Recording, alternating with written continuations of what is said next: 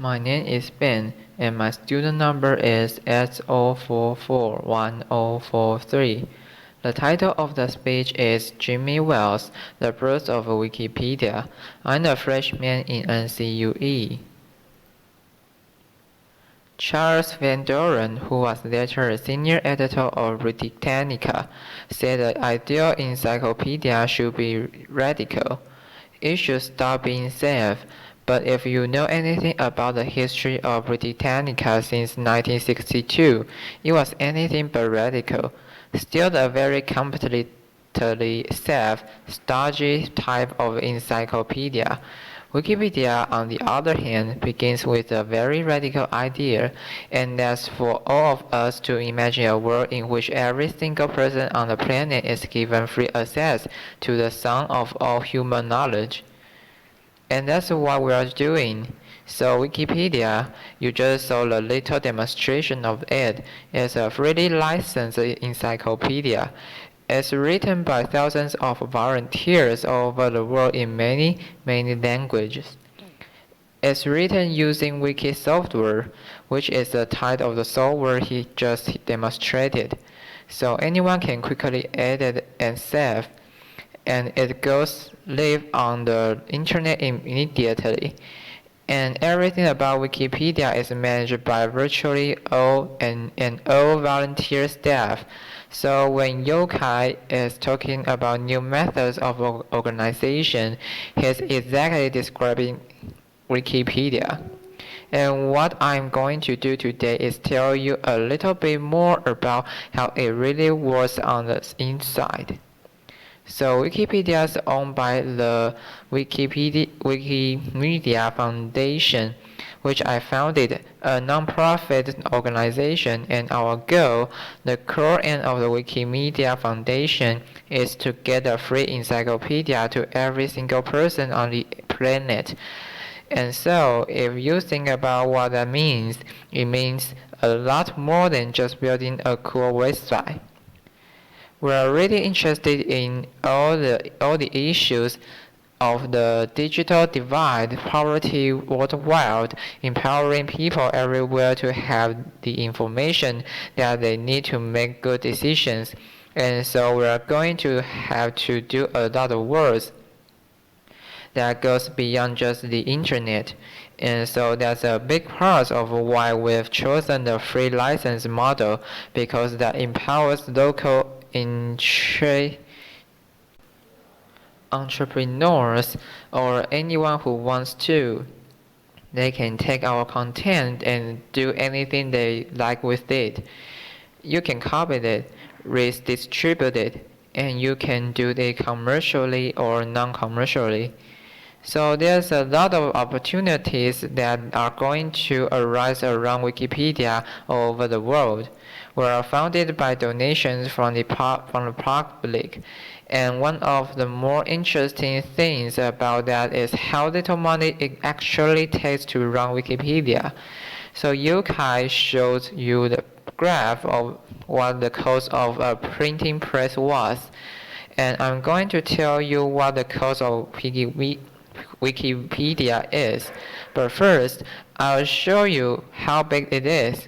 So we've got over 6,100 articles in English. We've got 2 million total articles across many, many different languages. The biggest languages are German, Japanese, French. All the Western European languages are quite big, but only around 1/3 of all of our traffic to our website clusters to the English Wikipedia, which is surprising to a lot of people. A lot of people think in a very English-centric way on the internet, but for us, we are truly global. We're in many, many languages. How popular we've gotten to be. We're the top 50 website, and we're more popular than the New York Times. So this is where we get to Yokai's decision. This shows the growth of Wikipedia. We're the blue line there. And this is the New York Times over there. And what's interesting about this is the New York Times website is a huge, enormous operation with I have no idea how many hundreds of employees. We have exactly one employee, and that employee is our lead software developer, and he's only been our employee since January 2005. Over all the other growth before that, so the servers are managed by a ragtag band of volunteers. All the editing is done by volunteers, and the way that we were organized is not like any traditional organization you can imagine. People are always asking, well, who's in charge of this or who does that? And the answer is anybody who wants to pitch in. It's a very unusual and chaotic thing. We've got over 90 servers now in 3 locations. These are managed by volunteers, system administrators, who are online.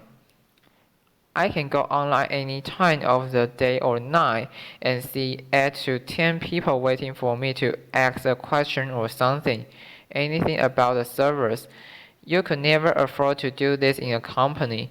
You could never afford to have the standby crew of people 24 hours a day and do what we are doing at Wikipedia. So we are doing around 1.4 billion page views monthly. So it's really gotten to be a huge thing, and everything is managed by the volunteers.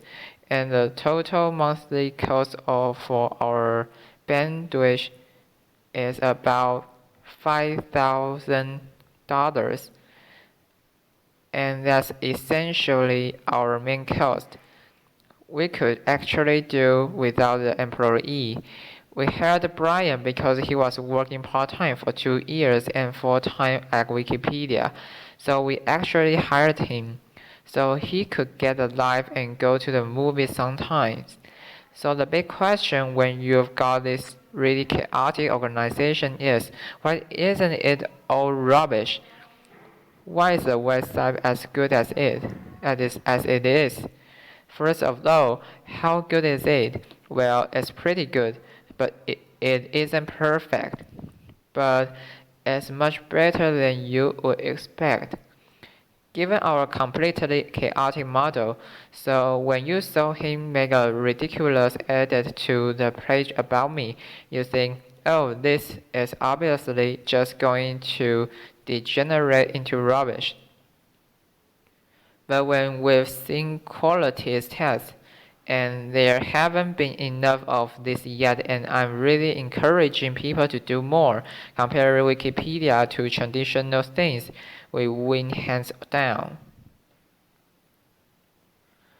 So a German magazine compared German Wikipedia, which is much smaller than English, to Microsoft Encarta and to Brockhaus Multimedia, and we won across the board.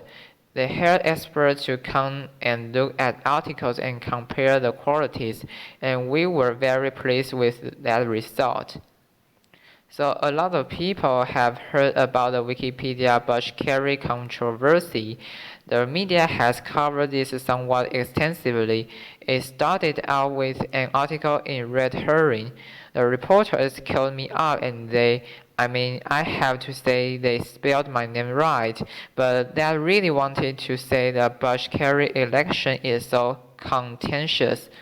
It's tearing apart the Wikipedia community.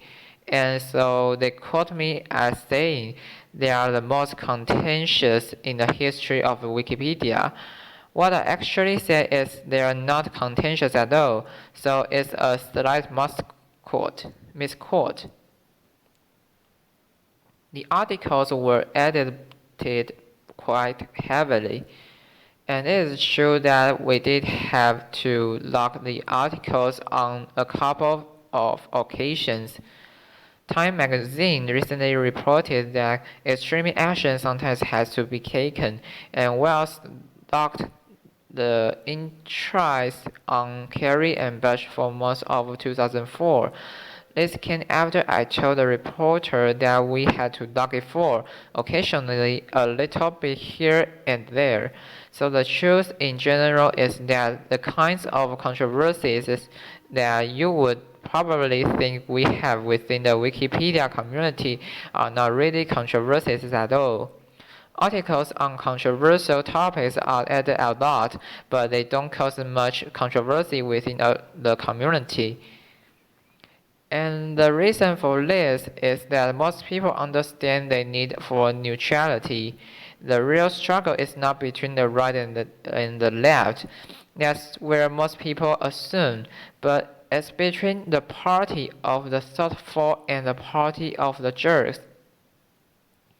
And no side of political spectrum has a monopoly on either of those qualities. The actual truth about the specific Bush-Kerry incident is that the Bush-Kerry articles were logged less than 1% of the time in 2004, and it wasn't because they are contentious. It was just because there were routine vandalism, which happens sometimes even on stage. Sometimes even reporters have reported to me that they vandalized Wikipedia and were amazed that it was fixed so quickly. And I say, I always say, please don't do that. That's not a good thing. So how do we do this? How do we manage the quality control? How does it work? So there's a few elements, mostly social policies and some elements of the software. So the biggest and the most important thing is our neutral point of view policy. This is something that I set down from the very beginning as a core principle of the community that's completely not debatable. It's a social concept of cooperation, so we don't talk a lot about truth and objectivity.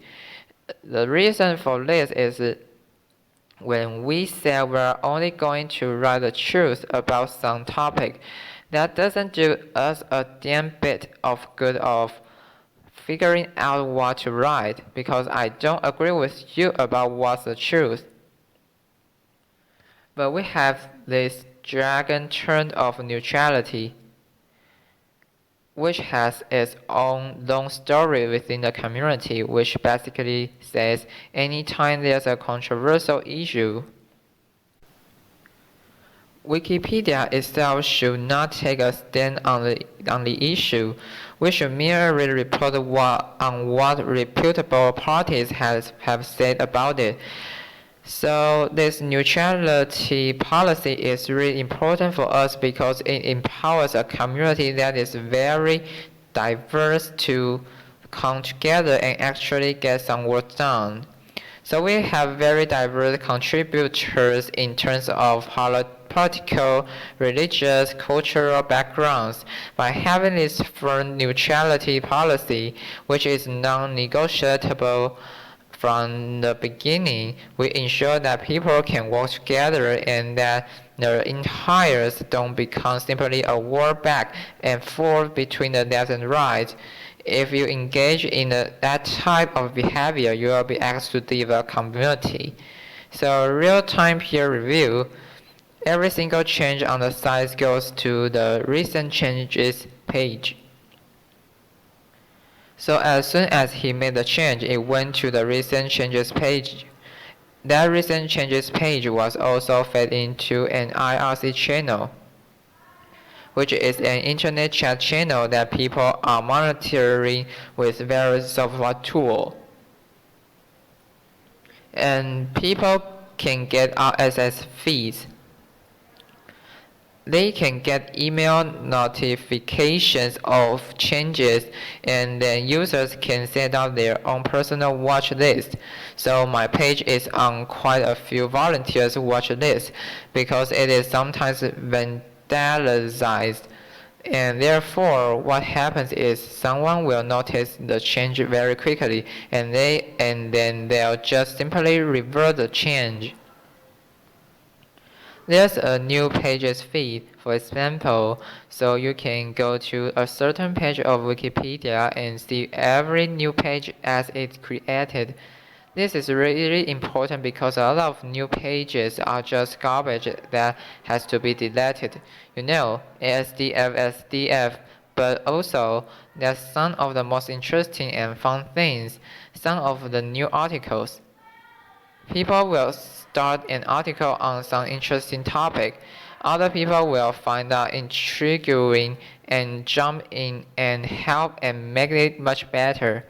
So we do have edits by anonymous users, which is one of the most controversial and intriguing things about Wikipedia. So Chris was able to do his change. He didn't have to log in or anything. He just went on the website and made a change.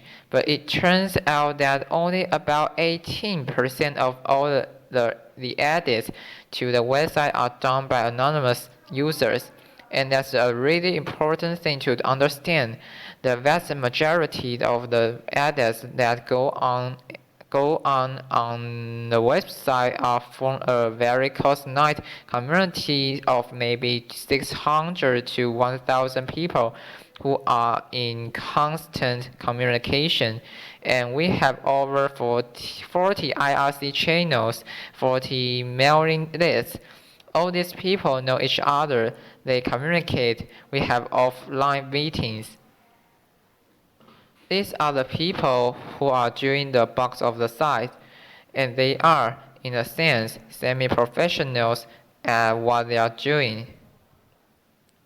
The standards we set for ourselves are equal to or higher than professional standards of quality. We don't always meet those standards, but that's what we're striving for.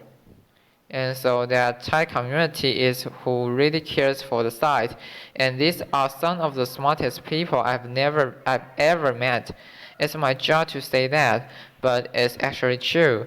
The type of people who were drawn to writing an encyclopedia for fun tend to be pretty smart people. The tools and the software. There's a lot of tools that allow us meaning the community to self-monitor and to monitor all the work. This is an example of a page history on Flat Earth, and you can see some changes that were made. What's nice about this page is you can immediately take a look at this and see, okay, I stand out. When somebody goes and looks at, they see that someone, an anonymous IP number, made an edit to my page. That sounds suspicious. Who is this person? Somebody looks at it. They can immediately see highlighted in red all of the changes that took place. To see, okay, well, these words have changed, things like this. So that's one tool that we can use to very quickly monitor the history of the page. Another thing that we do within the community is we leave everything very open-ended. Most of the social rules and the methods of works are left completely open-ended in the software. All of that stuff is just on wiki pages, and so there's nothing in the software that enforces the rules. The example I've got out here is the votes of for the election page. So I mentioned earlier, people typed SDF, it needs to be deleted. Cases like that, the administrators just deleted it. There's no reason to have a big argument about it, but you can imagine there's a lot of other areas where the question is this notable enough to go in an encyclopedia? Is the information verifiable? Is it a hoax? Is it true? Is it what? So we needed a social method for figuring out the answer to this.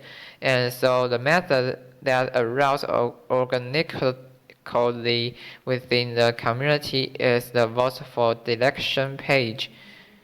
And in a particular example we have here, it's a film, Twisted Issue, and the first person says, now this is supposedly a film. It fails the Google test miserably. The Google test is you look in Google and see if it's there, because if something's not even in Google, it probably doesn't exist at all. It's not a perfect rule, but it's a nice starting point for quick research. So somebody says, delete it, please, delete it. It's not notable. And then somebody says, wait, I found it. I found it in a book. Film Threat Video Guide, the 20 underground films you must see. So the next person says, clean it up. Somebody says, I found it on IMDb. Keep. And what's interesting about this is that the software is, these votes are just text typed into a page. This is not really a vote so much as it is a dialogue. Now, it is true that at the end of the day, an administrator can go through here and take a look at this and say, okay, 18 deleted, 2 keeps, we'll delete it. But in other cases, this could be 18 delete and 2 keeps, and we will keep it, because if those last 2 keeps say, wait a minute, nobody else saw this, but I found it in a book, and I found a link to the page that describes it, and I'm going to clean it up tomorrow, so please don't delete it, then it will survive. And it also matters who the people who are voting. Like I say, it's a tight-knit community. Down here at the bottom, keep real movie.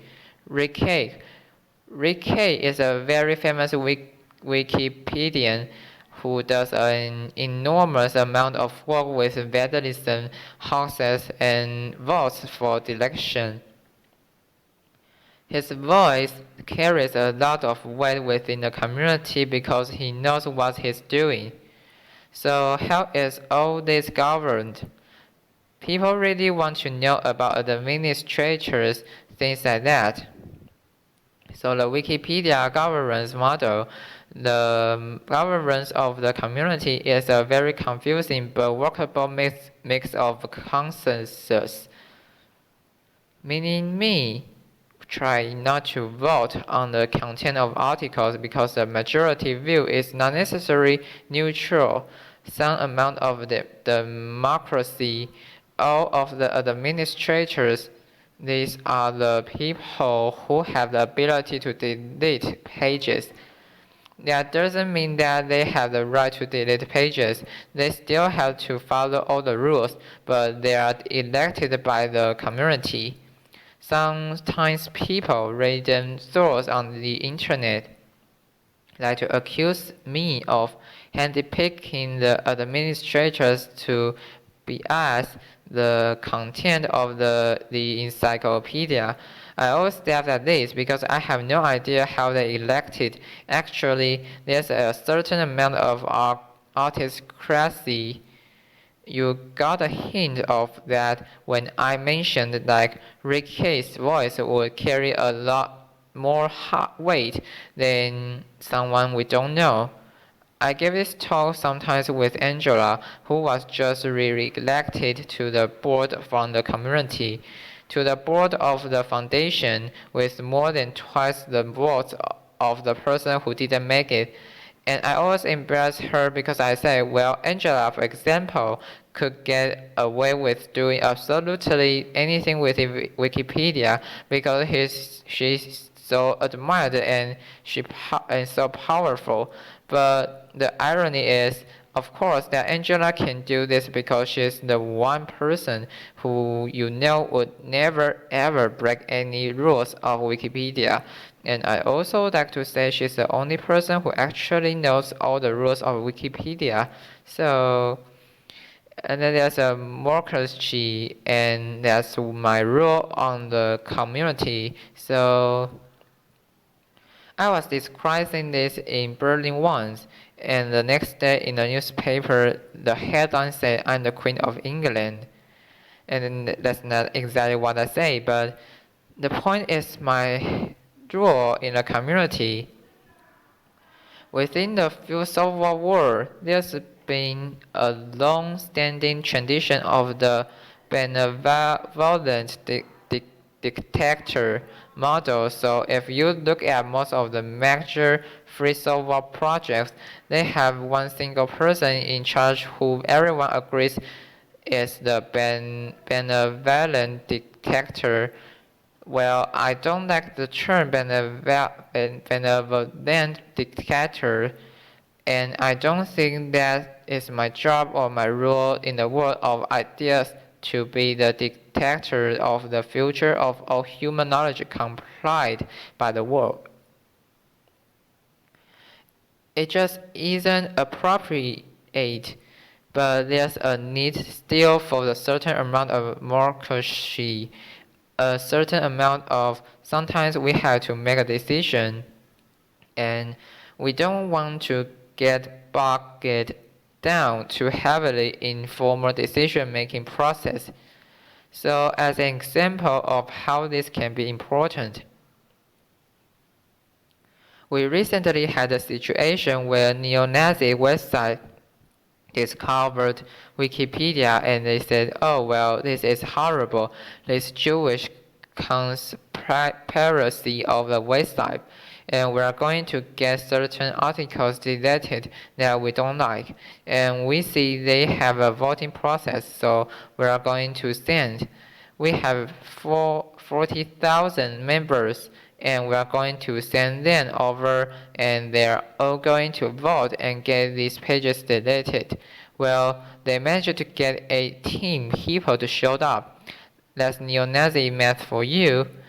They always think they've got 40,000 members when they've got 18, but they managed to get 18 people to come and vote in a very absurd way to delete a perfectly valued article. Of course, the vote ended up being about 85 to 18. So there was no real danger to our democracy processes. On the other hand, people said, but what are we going to do? I mean, this could happen. What if some group gets really seriously organized and comes in and wants to vote? Then I said, well, fuck it. We'll just change the rules. That's my job in the community. To say we won't allow our openness and freedom to undermine the quality of the content. And so, as long as people trust me in my role, then that's a valued place for me. Of course, because of the free licensing, if I do a bad job, the volunteers are more than happy to take and leave. I can't tell anymore what to do. So the final point here is that to understand how Wikipedia works, it's important to understand that our wiki model is the way we work, but we are not fanatical web architects. In fact, we are very flexible about the social methodology because ultimately the passion of the community is for the quality of the work, not necessarily for the process that we use to generate it. Thank you. Yeah, hi, Ben Sanders. Jimmy, you mentioned partiality being a key to Wikipedia's success. It strikes me that much of the textbooks that are used to educate our children are inherently biased. Have you found Wikipedia being used by teachers, and how do you see Wikipedia changing education? Yes, so a lot of teachers are being to use Wikipedia. There's a media storyline about Wikipedia, which I think is false. It builds on the storyline of bloggers versus newspapers, and the storyline is there's this crazy thing, Wikipedia, but academics hate it and teachers hate it, and that turns out to not be true. The last time I got an email from a journalist saying, "Why do academics hate Wikipedia?" I sent it from my Harvard email address because I was recently appointed a fellow there, and I said, well, they don't all hate it. But I think there's going to be a huge impact, and we actually have a project that I'm personally really excited about, which is the Wikibooks project, which is an effort to create textbooks in all the languages, and that's a much bigger project. It's going to take 20 years or so to come to fruition. But part of this is to fulfill our mission of giving an encyclopedia to every single person on the planet. We don't mean we're going to spam them with AOL-style CDs. We mean we are going to give them a tool that they can use. And for a lot of people in the world, if I give you an encyclopedia that's written in at a university level, it doesn't do you any good without a whole host of literacy materials to build you up to the point where you can actually use it. The Wikibooks project is an effort to do that, and I think that we are going to see it may not even come from us. There's all kinds of innovation going on, but freely licensed textbooks are the next big things in education.